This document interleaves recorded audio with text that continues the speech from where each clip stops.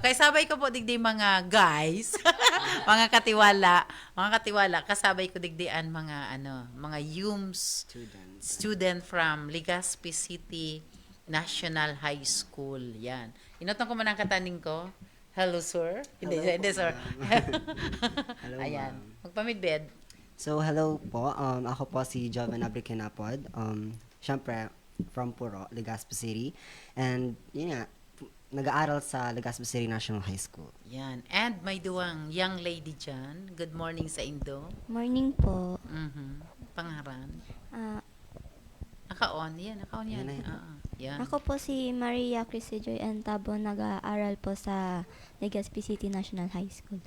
Ayan. Hello po, ako si Rose Ann Mendoza Nacion from Legazpi City National High School. Pag yaong ka mo duman sa pantay mo, makusugon ang boses nindo. Pag yaong di nag-iiring-ingan sa naka mo. Relax! Sige. So, budget cut sa Department of Education. Ano ang masasabi nindo? Jovin?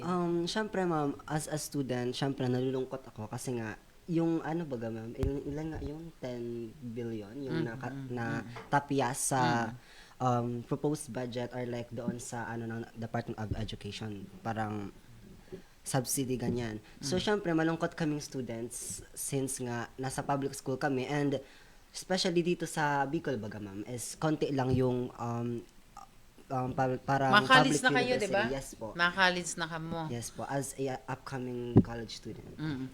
Tama ka. Digdi sa Legazpi, particularmente sa Legazpi, ang state college lang is Bicol University. Yes po. 'Di ba? Iyan lang ang pagsadiri kang gobyerno. And igwa naman ki mga community college. Digdi sa Legazpi may community college. Pero sabi ta ka sa bago, dai man ito kung so anong gusto mo talagang kurso, kung ano ang gusto mong maging, harayo duman, wala man day mapigo offer sa community college. Yaong ko ta iyan duman sa Bicol University. Yes. Pero dai man gabos na mga sabi ta underprivileged na mga estudyante nakakalaog, Opo. 'di ba? So papaano ba 'yon? So may mga ano naman, sabi kang mga legislador ta, may mga education assistance naman. So kamo naka avail ka mo kang education assistance. Hindi po. Hindi ka Yes Hindi po. Ka, senior high igwa naman baga. Opo, ma'am. Pero, Meron. Ika nakakuha ka. Opo, yes po. Kumustaan pag-avail? Sa kaso po sa CIBA po ako. Bako Opo. man sa gobyerno. No. Di po ako nakapasok yung sa government po. Nata. Ano daw po, naubusan daw po ng slot? Irinutan pa lang isla. Opo, naubusan po ako ng slot. Ika. Hindi din po kasi may mga requirements, syempre required yung requirements para makakuha nun. And also madami po na students and na-need din po nun kaya hindi kami naka-avail po kaagad doon. So gustong sabihin, may education assistance pero bako man talaga gabos na kakakuha. So may first come, first serve, makuha kang slot, may mga kadakol na requirements na iyo ito ang makakaano. So parang wala din. Joben? yes po, ma'am. Parang parang konti lang po ang chance ng mga ibang student po na makapasok sa isang scholarship. Pero kung alimbawa ako ngaya ang presidente, kunwari lang, o kaya senadora, ano ang gusto nindong sabihon ngayon sa kuya bilang senadora ako na parang ibo ako ng batas? Ano po is parang lahat po ng student po mabigyan ng scholarship po. Like kahit konti lang na mabigyan lang po siya ng tamang amount para sa education nila. Para sa akin po, be fair po sana sa mga very need po na ng help po doon is parang dapat po wala tayong kunwari may kapit ka dito, ganyan, ganon. Yun yung priority. Sa akin po, baka po pwedeng mas i-priority po yung may kailangan po talaga para makaano.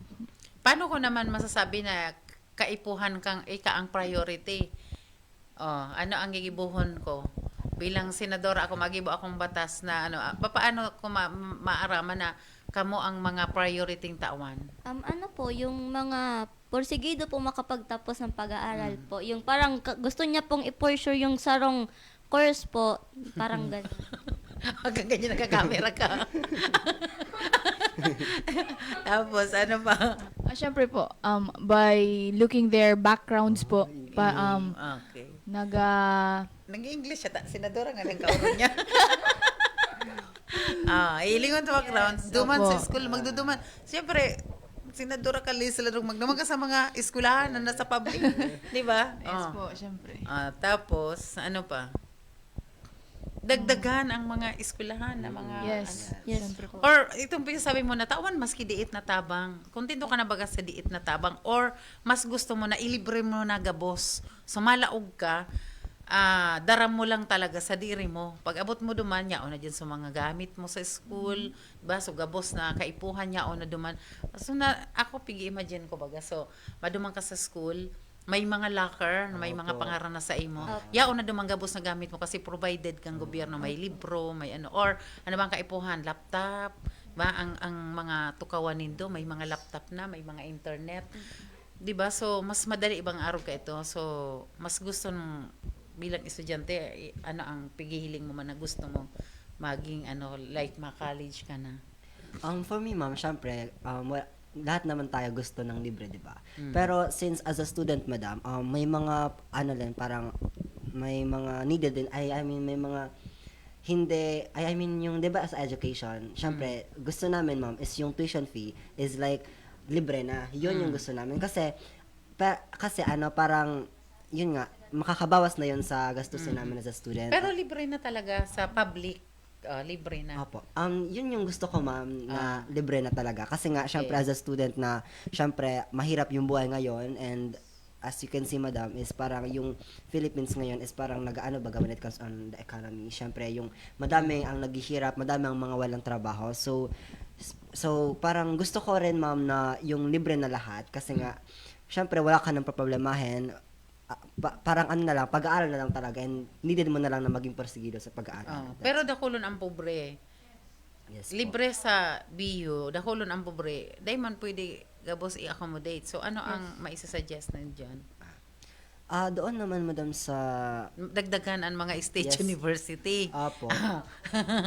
Huwag pagibuki mga building kaysa mga tulay na Oo. madalion mabaha. Ituturuan sa mga estudyante. Ano? Yan. Opo. Istorya mo sa mga. Scholar ka, di ba? Yes po. So, ano ba ang buhay scholar? Ano ang mga responsibility? Oh, okay. So, as a scholar po, ma'am, ng isang organization, syempre, madami din kayo, madam, na needed na requirements, baga, madam, na i-maintain. For example, may certain grade kaming kailangan i-maintain. Dapat yung grade namin is, beyond 90 pataas or like, pwede naman maging 85 pataas. Pero, mas better na 90 pataas kasi, parang mas tumataas yung namin nakukuha. So, as a scholar, madam, syempre, kailangan kong magpursige and at the same time, kailangan kong parang, baga, madam, like, maging mas lalong mas lalong maging porsigida sa pag-aaral nga kasi nga may minemaintain akong grades na kailangan So, kong maintain sustain. mo? Yes po, maintain So, ko po, kumusta? Di mag-graduate ka na. Kumusta ang ano mo? ma'am. Ang standing? Okay, ako, madam, sa kasi, ma'am, sa organization May namin. honor ka? Yes po. May Yan ang honor gusto ko po. madangog. Opo.